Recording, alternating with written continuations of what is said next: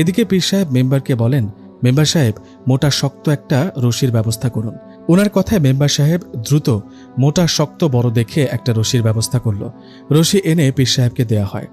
রশিটা নিয়ে পীর সাহেব রশির একটা দিক ওনার কোমরে শক্ত করে বেঁধে ফেলেন, আর রশির অন্য দিক কয়েকজনকে ধরে থাকতে বলেন। পীর সাহেব কোমরে রশি বেঁধে মেম্বার সহ আশেপাশে সবাইকে বলে, সবাই শোনেন, আমি এখন পুকুরে নামব, নেমে পুকুরের মাঝখানে একটা ডুব দিব। এই যে আমি ডুব দিব, এতে কেউ চিন্তা করবেন না। আমি যতক্ষণ না রশিটা টান দেব ততক্ষণ কেউ পুকুরে নামবেন না। আমি আমার কোমরে বাঁধা রশিটা টান দেবার সাথে সাথে আপনারা রশির আরেকটা মাথা ধরে টেনে আমাকে উপরে তুলবেন, ঠিক আছে? এই বলে বিসমিল্লাহ বলে সেই পীর সাহেব পুকুরের মাঝখানে গিয়ে একটা ডুব দেন। এদিকে পুকুরের চারিদিকে সবাই অবাক দৃষ্টিতে পুকুরের দিকে তাকিয়ে থাকে। কি হয় এভাবে 5 মিনিট, 10 মিনিট, 20 মিনিট চলে যায়। পীর সাহেবের কোনো খোঁজ পাওয়া যায় না। পীর সাহেবের এমন কাণ্ডে সবাই ভাবতে থাকে, পানির নিচে এতটা সময় ডুবে আছে কি করে? এভাবে প্রায় 30 মিনিট পর সবাই রশিতে টান অনুভব করেন। রশিতে টান অনুভব হবার সাথে সাথে সবাই রশিটা ধরে টানতে থাকে। টানতে টানতে একসময় পীর সাহেব পানির উপরে ভেসে উঠে সাথে নিয়ে আসে গতকাল পানিতে ডুবে যাওয়া সেই ছেলেটাকে।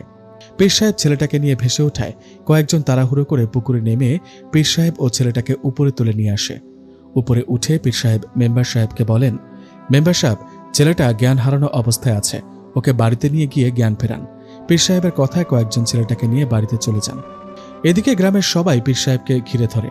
তখন মেম্বার সাহেব পীর সাহেবকে প্রশ্ন করেন, পীর সাহেব, আপনি পুকুরে এতক্ষণ ডুবেছিলেন কিভাবে? আর ছেলেটাই বা কাল থেকে পুকুরে ডুবে থেকে বেঁচে আছে কিভাবে? ব্যাপারটা খুলে বলেন তো। তখন পীর সাহেব সব ঘটনা সবাইকে খুলে বলে।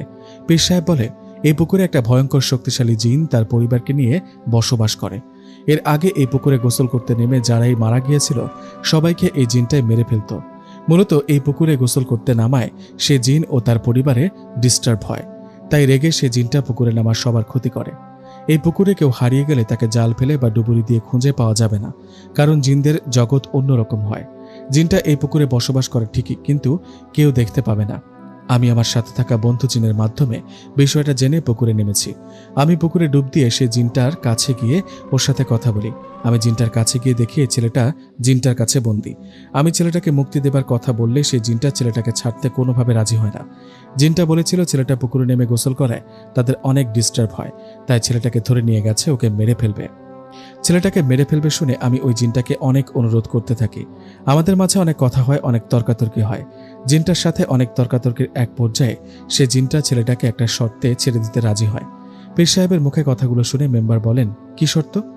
তখন পীর সাহেব বলেন, একদমে একটা কালো গরু ও একটা কালো খাসি ওকে দিতে হবে, এর বিনিময়ে ছেলেটাকে ছেড়ে দিবে। আমি এই শর্তে ছেলেটাকে নিয়ে আসছি। পীর সাহেবের কথাগুলো শুনে গ্রামের সবাই অবাক। এরকম ঘটনাও তাহলে ঘটে? এদিকে মেম্বার সাহেব পীর সাহেবকে বলেন, আমার ছেলের বন্ধুকে ফিরে পেয়েছি। ও মারা গেলে আমার মান সম্মান কমে যেত, ওর মা বাবার কাছে কোনো জবাব দিতে পারতাম না। আমি ওই জিনটার কথা মতো একটা গরু ও একটা ছাগল দিতে রাজি। বলুন কখন আর কবে দিতে হবে? মেম্বার সাহেবের কথায় পীর সাহেব বলেন, কাল রাত 12টার পর একটা কালো রঙের গরু আর একটা কালো খাসি এই পুকুর পাড়ে ছেড়ে দিয়ে যাবেন, এতেই হবে। আর হ্যাঁ, সবাই শোনেন, পারলে এই পুকুরটাকে সবাই ত্যাগ করেন, এখানে গোসল করায় কোনো দরকার নেই। কথাটা বলে সেই পীর সাহেব সেখান থেকে চলে যান। এরপর থেকে গ্রামের সবাই পুরোপুরিভাবে সেই পুকুরকে ত্যাগ করে। আজও পুকুরটা আছে, কিন্তু পরিত্যক্তভাবে। এটা একটা কাল্পনিক গল্প মাত্র। গল্পটা এমনভাবে লেখা অনেকেই সত্যি ভাবতে পারেন। আজকের এপিসোডটা 2টা গল্প নিয়ে সাজানো। আপনাদের কোন গল্পটা সবচেয়ে বেশি ভালো লেগেছে কমেন্ট করে জানাবেন। তো কথা না বাড়িয়ে চলে যাচ্ছে আমার দ্বিতীয় গল্পে তথা শেষ গল্পে। কিরে সবুজ, রনি কোথায়? কালকে সারাদিন দেখলাম না, অসুস্থ হয়নি তো? আবার কল দিলাম তাও রিসিভ করলো না। আমার কথা শুনে সবুজ বলল, তা তো জানি না, ওই তো রনি আসছে। কিরে রনি, কাল কোথায় ছিলি? আড্ডা দিতে আসলি না? কাল সন্ধ্যায় পূর্বপাড়ার স্কুলে অনুষ্ঠান হয়েছিল। উফ, গানগুলো খুবই ভালো লাগছিল রে। তোর গার্লফ্রেন্ডকে তো দেখেছি ওখানে। সবুজের মুখে কথাগুলো শুনে রনি বলল, আমার গার্লফ্রেন্ড আবার কে? আরে সোনালি। গার্লফ্রেন্ড, ওটা তো মনে মনে ভালোবাসি। সোনালি তো এখনো জানেই না ওকে ভালোবাসি। ওদের কথা শুনে আমি বললাম, এই বাদ দে না এসব। এই রনি, কাল সারাদিন কোথায় ছিলি রে? আরে খালার বাসায় গিয়েছিলাম, খালাতো বোনের জন্মদিন, তাই কাল সারাদিন ওখানে ছিলাম। রাত 12টার পর বাসায় আসছি। ও ভালো, তা খালার বাসায় গিয়েছিলি কে কে? কে আবার? আমি একাই। আরে আর বলিস না, রাত বেশি হওয়ায় তো কোনো গাড়িই পেলাম না, তাই হেঁটে হেঁটেই চলে আসছি। 20 থেকে 25 মিনিটের রাস্তা, তা আবার এমন কি? এত রাতে ভয় করেনি তোর? কিসের ভয়? আমি হলাম এই গ্রামের 1 নাম্বার সাহসী মানুষ, বুঝলি তোরা? আসছে সাহসী মানুষটারে। ওই এত সাহস থাকলে রাত 12টার পর মায়াবী পুকুর পাড় থেকে একবার ঘুরে আয়, দেখি কত বড় সাহসী তুই। সবুজের মুখে কথাটা শুনে আমি বললাম, এই বাদ দে এসব, এটা বাড়াবাড়ি হয়ে যাচ্ছে। রনি বলল, আরে থাম তো তুই। কিরে সবুজ, কি বললি আবার বল? কোথায় যাব? মায়াবী পুকুর পাড়ে? কত বড় সাহস এবার প্রমাণ হবে। বাজি লাগবি? শোন রনি, মায়াবী পুকুর পাড়ে যে তেঁতুল গাছ আছে, সেই গাছ থেকে তেঁতুল পেরে যদি আনতে পারিস তাহলে তুই জিতে যাবি। যা খেতে যাবি তাই তোকে খাওয়াবো, কিন্তু শর্ত হলো একা যেতে হবে রাত 12টার পর। ঠিক আছে, আমি রাজি। তোদের এবার দেখিয়ে দেব আমি কতটা সাহসী। রনির মুখে কথাটা শুনে বললাম, এই রনি, জেনে শুনে এসব বাজি কেন নিলি বলতো? তুই জানিস না মায়াবী পুকুর সম্পর্কে? দেখ রনি, বাদ দে এসব, ওটা খুবই ভয়ানক জায়গা, ভয় পাবি। দূর, কিসের ভয়? কখনো দেখেছিস কাউকে ভয় পেতে? সবাই শুধু শুনেছে, কেউ ভয় পায়নি। বাপদাদার আমলে কে ভয় পেয়েছে না পেয়েছে সেটা নিয়ে সবাই ভয়ে থাকে, কিন্তু আমি এতটা ভীতু নই, বুঝলি? পাগল হলি নাকি? বাজি রেখে জানিস মায়াবী পুকুর সম্পর্কে ভালো করে আমি দাদুর মুখে শুনেছি, এটা অনেক পুরনো পুকুর। পুকুরটা মানুষের তৈরি নয়, আগেকার মানুষ বলাবলি করত জিন পরীরা এই পুকুর বানিয়েছে। অমাবস্যার রাতে নাকি পরীরা গোসল করত পুকুরে। আমার দাদুও লুকিয়ে লুকিয়ে দেখেছিল একবার। তাছাড়া ওই পুকুর নিয়ে অনেক ভয়ানক ঘটনা ঘটেছিল। একবার নাকি একই পরিবারের 2 ভাই পুকুরে গোসল করতে নামে, কিন্তু তাদের আর খোঁজ পাওয়া যায় না।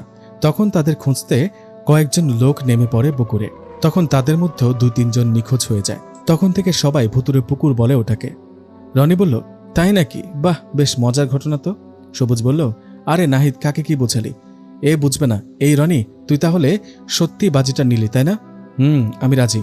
আজকে রাতেই প্রমাণ দিব আমি কতটা সাহসী। আমি বললাম, ওকে, তাহলে দেখি তোর সাহস। এখন তাহলে বাসায় যা, রাতে দেখা হবে, কেমন? এই বলে বাসায় চলে গেলাম যে যার মতো। রাতের খাবার শেষে সবাই আবার এক হলাম। 3 জন এক হতেই আমি বলে উঠলাম, এই রনি, তুই রেডি তো? আমি রেডি।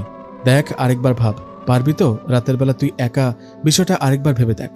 আরে দয়া করে আর ভয়ের কথা বলিস না ভাই, আমি পারবো। ওকে, তবে শোন, ফোনটা সাথে নিয়ে যা, কোনো সমস্যা হলে কল দিবি। আমি ও সবুজ তোর থেকে অনেকটা পেছনে থাকবো। না, পেছনে থাকতে হবে না, তোরা এখানে থাক, আমি গিয়ে তেঁতুল পেরে নিয়ে আসছি। যা, আজকে যদি ভূত তোর ঘাড় না মটকায়, শালা ফালতু কথা বলবি না। তোরা এখানে থাক, আমি চললাম।